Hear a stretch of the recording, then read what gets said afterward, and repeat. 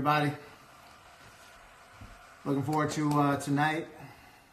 We have Tim Hardaway Sr. joining us, talk about his playing career, talk to us about the transition after playing, as well as coaching and some of the trends that he may be seeing. So excited to have him on. Obviously, huge fan of his style of play, run TMC. Just one of those iconic legends. So, to be able to finish off the week with him is going to be awesome. What's up, Jake? Hey, Tim, how you doing? I'm all right. My daughter helped me get to join, so. Yeah. That's the kids. They know how to do this inside and out. They know how to do all that stuff. Last week too, so I appreciate. Yeah, for sure. They're growing up with it, but I appreciate you taking the time. When I finally told some people that you were going to be on here, there was a bunch of stories coming out and different people that I think we have some connections to in one way or the other. So it's pretty cool. Chris Mullin, in his last year in the league, I got a chance to work out with him when I was playing at Hofstra in New York. He was back in New York training. Wow. And I know hearing some stories of you guys. I know he took you through a Hellafied workout. Yeah, it was killer. I put my guys through one of those drills now, and they think I'm trying to kill them. Just one. I'm not talking about the workout itself. So I know they're not ready for that. They're not ready for that. Now all the runnings at half court, full court, finishing a one-on-one, full court and all that stuff. I mean, I know with you guys love to hoop together, play together, compete. It was a different time. These guys, they grew up different. They've been playing a lot of basketball, and they just be out there a long time. You have to make it fun for them, and you have to make it where they're getting something out of it, and you got to keep them on the court for like about 45 minutes to an hour. Chris, myself, Mitch, Richmond, Rod, Higgins, Mario, Elie, and all those guys, man. We used to be on the court. The coach had to come and tell us to get off the court. Like, hey, man, y'all got to get off the court. We've been on the court too long. We used to play 1-on-1 full court, 2-on-2 full court, 3-on-3 full court.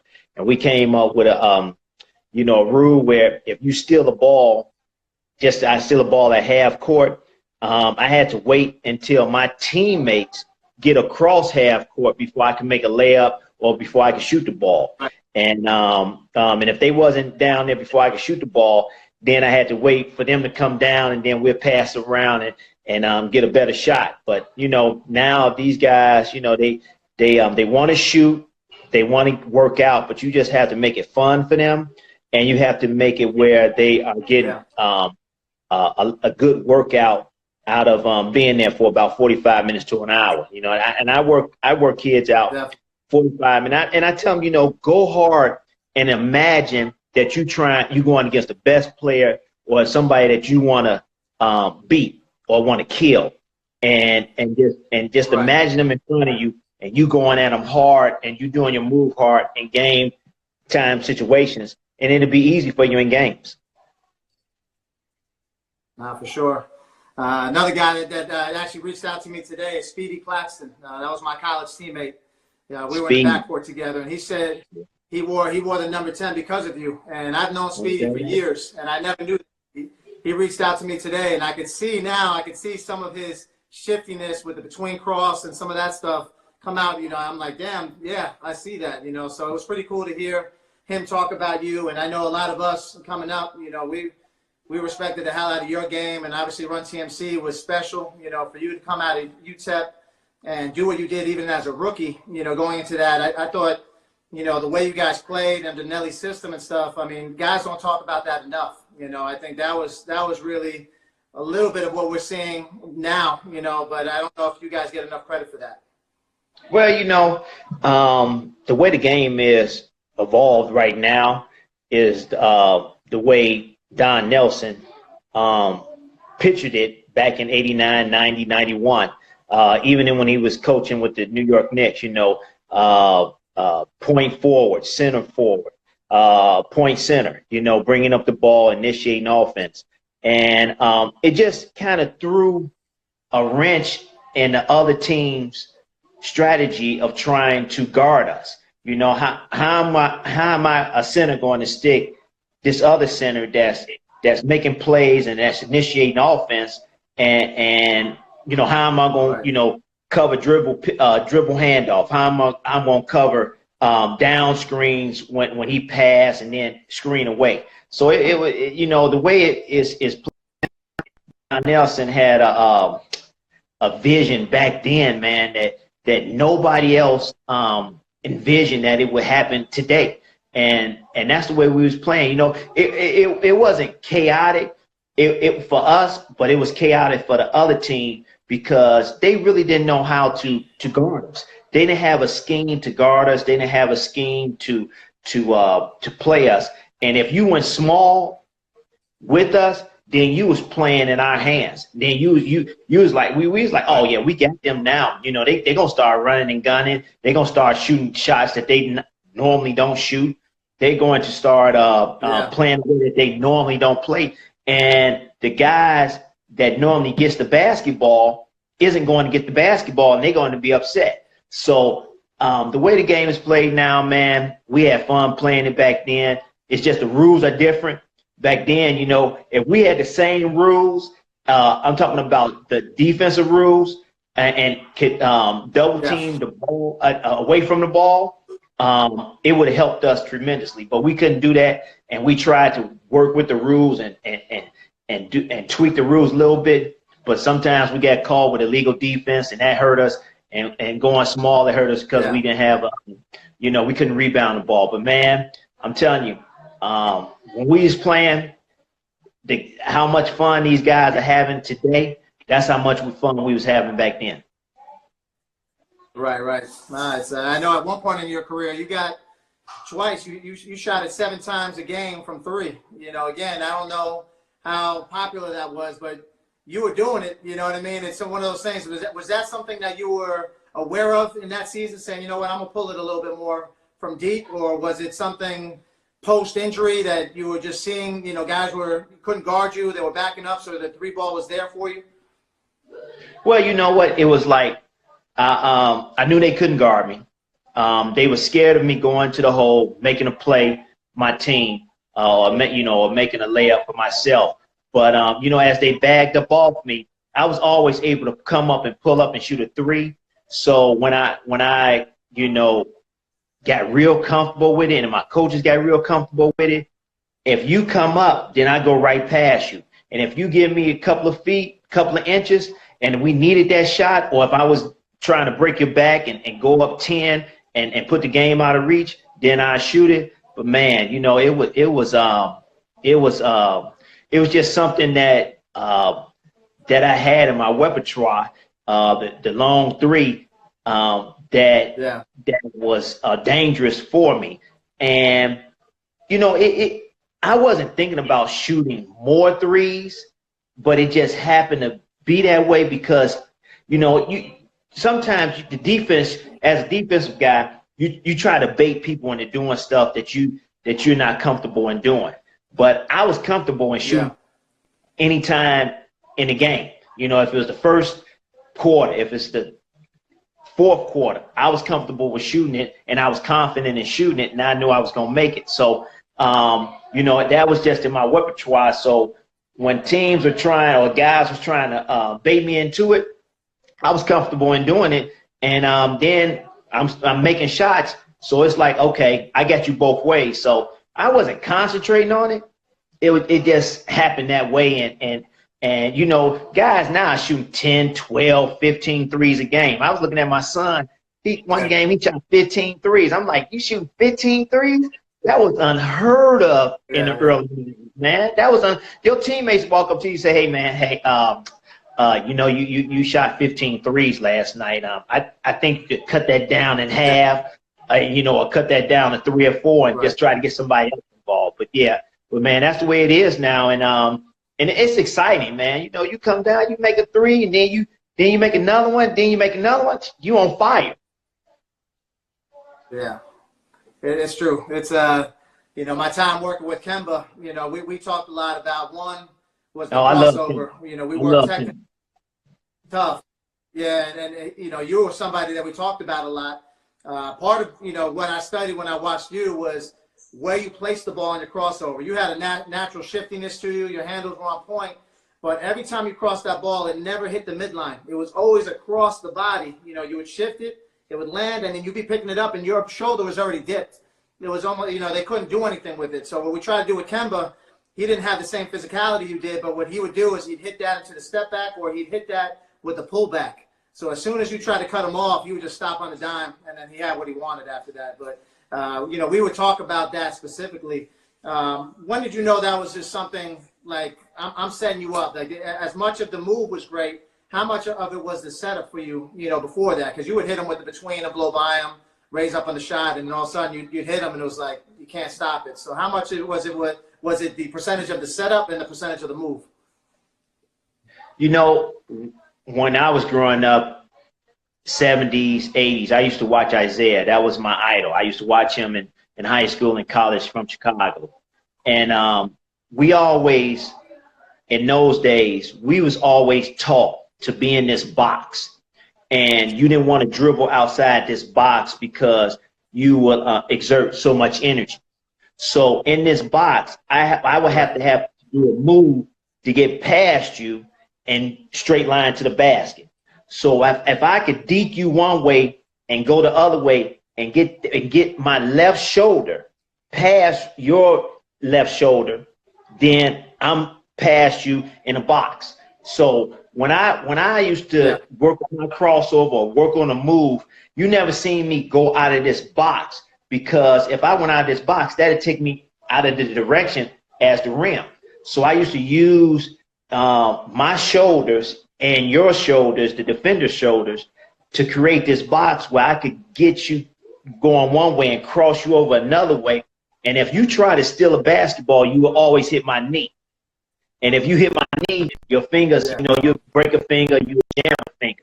So I always put it below my knee and bring it on the other side and get past you. Okay, even if I was going left, I'm in that same box where I'm just getting right past you with my right shoulder past your right shoulder, and I'm in that box. I'm never outside that box. If I'm outside that box, when we was growing up, we called that you was out of control. So we used to use being in this box, under control, full speed, slow down chopping, and get yourself together under control so you get past the man and be under control in that box, straight line to the basket where I have you on my shoulder, where I can lay you up for and one, or if a guy comes, I could pass to the corner, or I get him around and pass to the other corner. So that's how we used to, you know, create space and know how to get past a person. But if we was out of that box, we was out of control and we was exerting too much energy. So that's how I learned how to get past my man and make it simple and easy and not using so much energy. That's the biggest thing. I think nowadays a lot of guys don't have like go-to moves. You know, a lot of guys have a big skill set, but they don't know what to go to when it's butter situations and things like that. That's the first question I ask is, what's your go-to? You look at the best players; they have known skill sets, but they're so great that people can't stop them. You know, that's the biggest thing to me. I think with some guys today, you know, they just don't know what to go to. And I'm not talking about the top tier guys. I'm talking about those guys that are hovering maybe an all-star type situation, and I think they have yet to figure that out. You know? So that's big time. You know, and you're absolutely right. And how you get your go-to move is you play one-on-one, you know, because it's only you and that man. And if it's tied up and if it's game point, and if you don't have a go-to move that you go to and you miss, then he can have a go-to move and it'll be game. And you'd be like, man, you know, I just lost a game because I don't have a go-to move. I always had a step back, always had a crossover, and then I always had going left or going right for the layup. So I always had a go-to move, and I worked on that go-to move. A lot of guys don't understand. You got to work on these moves. If you're going to work out and go through drills, you got to go through drills like it's game time situation. And so when it's in a game, you're not affected by it, and you under control and doing the move. Yeah, for sure. I definitely want to touch on some of the things. I know people got some questions. One of them for me is I know you guys only had 2 years together. Run TMC, for those of you who don't know, Yeah. Mitch Richmond, Chris Mullin, just 2 years. What do you think it would have taken for you guys to get over the hump? Like, what would be one player that you think you could have added to that roster that would have fit that style, that could have said, you know what, if we had him, we probably could have beaten the Lakers after we beat San Antonio. You know, just somebody, maybe it was a big that just can run, that can maybe give you some shooting, but also can defend and rebound. You know, is there somebody out there like that? You know what? We had a guy named Alton Lister, all right? He was coming from the Seattle Supersonics. He had a great year the year before that, and we just signed him. He was a center, 7 feet, and he was agile.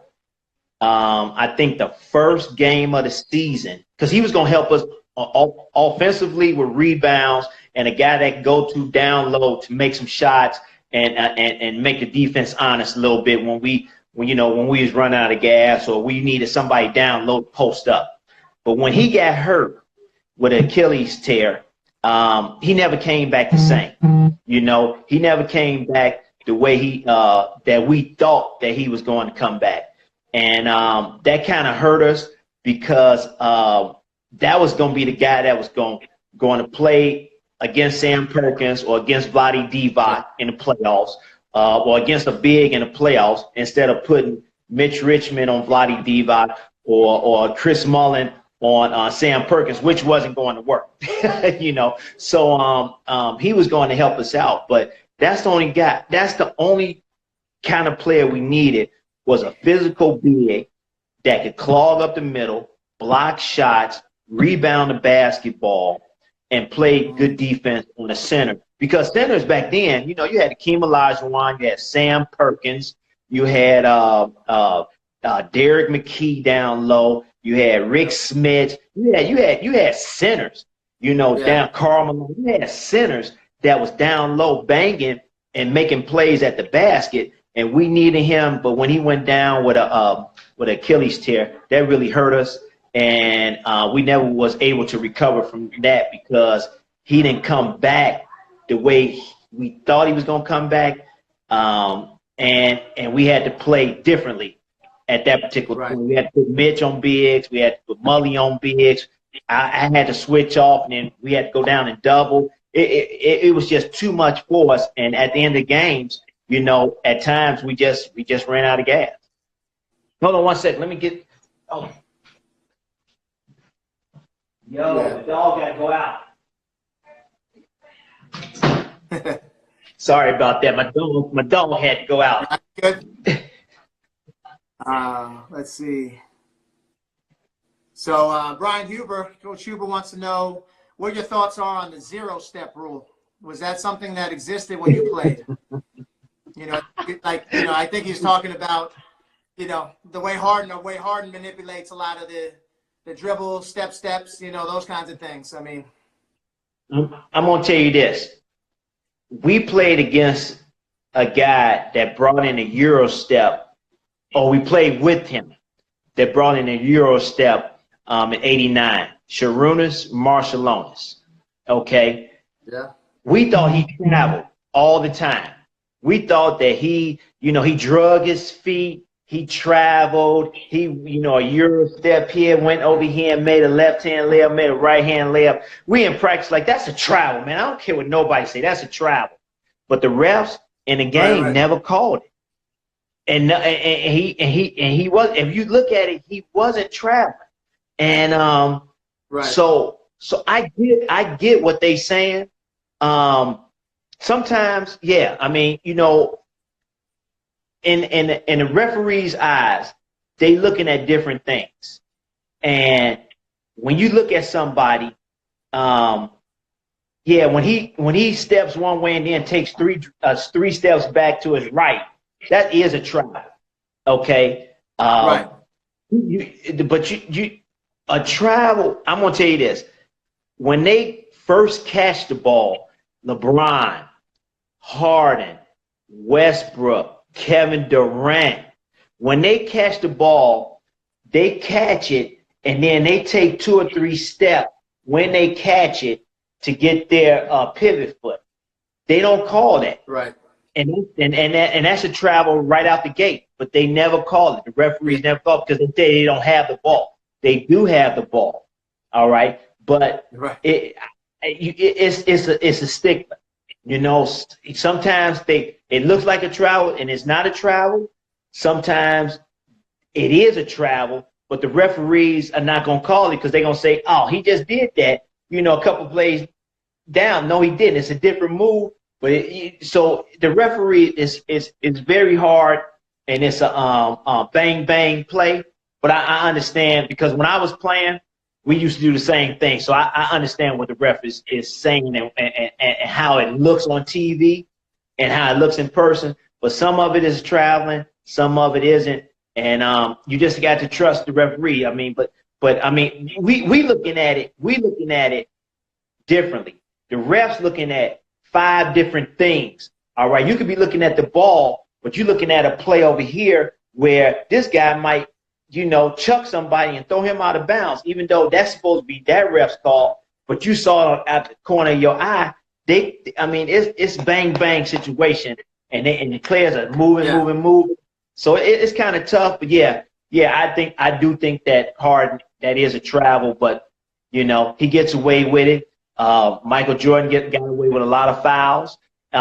You know, a lot of guys got away with a lot of stuff. So that's the way the game is. You got to adjust to it.